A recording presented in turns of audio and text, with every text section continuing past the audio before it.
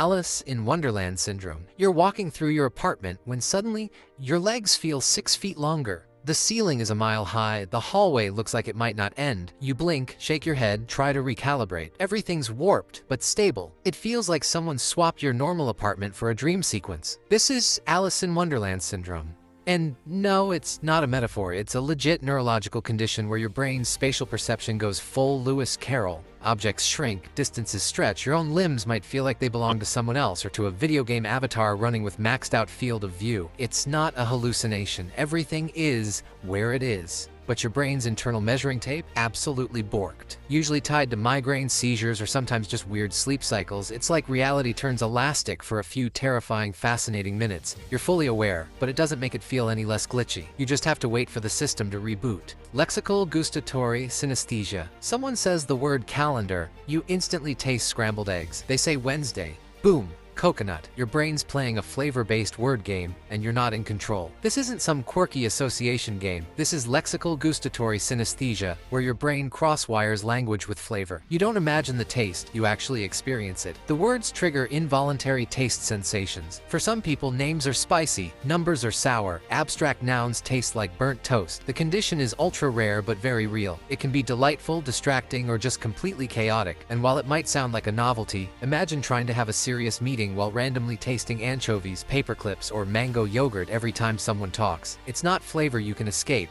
it's baked into your vocabulary. Visual snow. You wake up, open your eyes, and everything looks fuzzy. Not blurry, not out of focus, just covered in static, like the world has a layer of television snow on it. No matter where you look, the grainy film follows. Welcome to visual snow syndrome, where your brain overlays a constant layer of visual noise over your perception of reality. Like your retina is broadcasting on the wrong channel. It's not painful, it's just disorienting. It doesn't go away when you blink, or when you look at a wall, or when you close your eyes. It's there, all the time. Like the universe forgot to anti-alias itself. Researchers still don't fully understand what causes it, but it's thought to be a neurological sensory processing issue. Your brain trying to show you the world but turning the contrast up to 11. You're awake, but you're watching a constant static overlay. Add in bright lights, headaches, and visual distractions, and you've got a 24/7 visual filter no one asked for. It's like your brain put reality in lo-fi mode, and then lost the remote. Foreign accent syndrome. You wake up, say good morning, and the voice that comes out isn't yours. It has an accent, maybe British, maybe French, maybe indecipherable. The weirdest part? You can't turn it off. This is foreign accent syndrome, one of the rarest and most bizarre brain glitches ever recorded. Usually following a brain injury or stroke, the language centers in your brain reboot with the dials twisted. Your mouth moves the same, but your rhythm, tone, and pronunciation get completely remapped. It's not faked, not imagined, and not controllable. It can be permanent. Imagine the identity crisis of speaking in a voice that feels not you, like someone else has taken over your vocal cords. And no, Duolingo had nothing to do with it. It's your voice, just recompiled in a new dialect patch. Some people adapt, others feel like they lost part of their identity to a glitch they can't reverse. Over time, the accent might shift again, or never go away. You're not performing, you're debugging. Tetris Effect. You spent the day playing Tetris, or Candy Crush, or organizing books, or driving cross-country. Then you close your eyes to sleep, and it's still happening.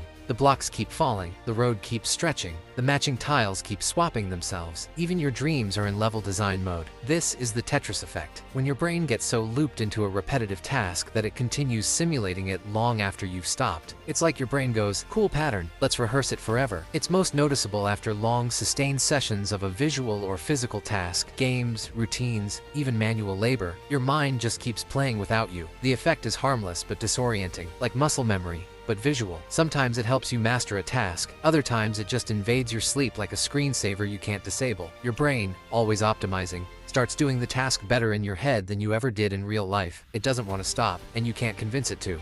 Earworms. It started as a casual listen, just a snippet, a jingle, a chorus, a 3-second clip of a song you barely like. Now it's looped 312 times in your head. Congratulations, you have an earworm. Your brain's auditory loop got hijacked by an involuntary melody, usually catchy, sometimes annoying, always impossible to delete. The worst part? Trying not to think about it only makes it worse. It's like mental quicksand.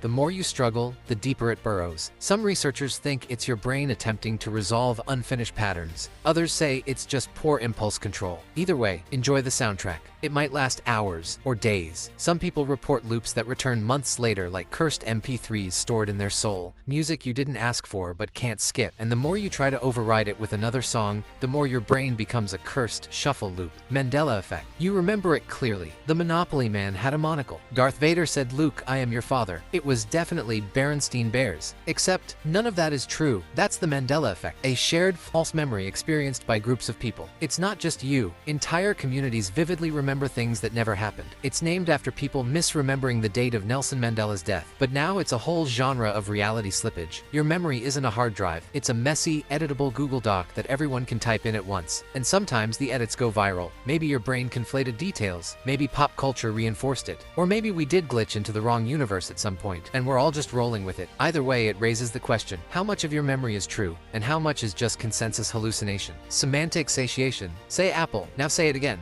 Again, again, again. Apple, apple, apple. What is an apple? That's semantic satiation. When repeating a word causes it to lose all meaning. Your brain short-circuits the sound-to-meaning connection, and you're left with a pile of alien phonemes. It's like language is a video file and you kept scrubbing back and forth until it glitched. The word melts. Not literally, but psychologically. It's the audio version of staring at a painting until it turns into blobs. Language has to feel automatic. When you interrupt that rhythm with repetition, the brain just tosses the whole concept out the window. Congrats, you broke a word. You can fix it, but it takes time. Let your brain recompile its language drivers. Until then, apples are just noise. The fictive loop. You finish a book and mourn a character like they were your childhood dog. You get genuinely angry at a villain who never existed. You cry about a dragon who died in a CGI explosion. This is the fictive loop. When fictional experiences trigger real, lasting emotions, your brain doesn't care whether it was a movie, a novel, or a fever dream. If it felt real, it gets logged like it was real. Neurologically, emotions don't distinguish between fact and fiction. You're literally grieving someone who never lived. And that heartbreak? 100% real. Stories are simulations for emotion. They train us for situations we may never experience. And that includes pain, loss, and growth over things that were made up. Fiction hits like fact because your brain doesn't see the border. And the more immersive the story, the stronger the imprint. You walk away changed, not by what happened, but by what your brain believed happened. Derealization. The room looks normal, the lights are on, the colors are real, but somehow everything feels fake, like a movie set, like a simulation, like you're watching your own life from behind a glass wall. This is derealization, a dissociative glitch where your emotional connection to the world temporarily vanishes. People feel robotic, voices sound far away, time stretches and warps. Nothing feels wrong, but nothing feels real. It's usually triggered by stress, panic attacks, or trauma, and while it can feel existentially terrifying, it's not dangerous, just disorienting. Like reality is buffering. It passes, but in the moment, you feel disconnected from everything. You know you're alive, but you don't feel like you're in it, like you're just watching through someone else's eyes. And no matter how hard you try, you can't emotionally plug back in. It's like being homesick for your own existence. If you found this video helpful or engaging, a like and subscribe is appreciated. Also comment if you want a part 2.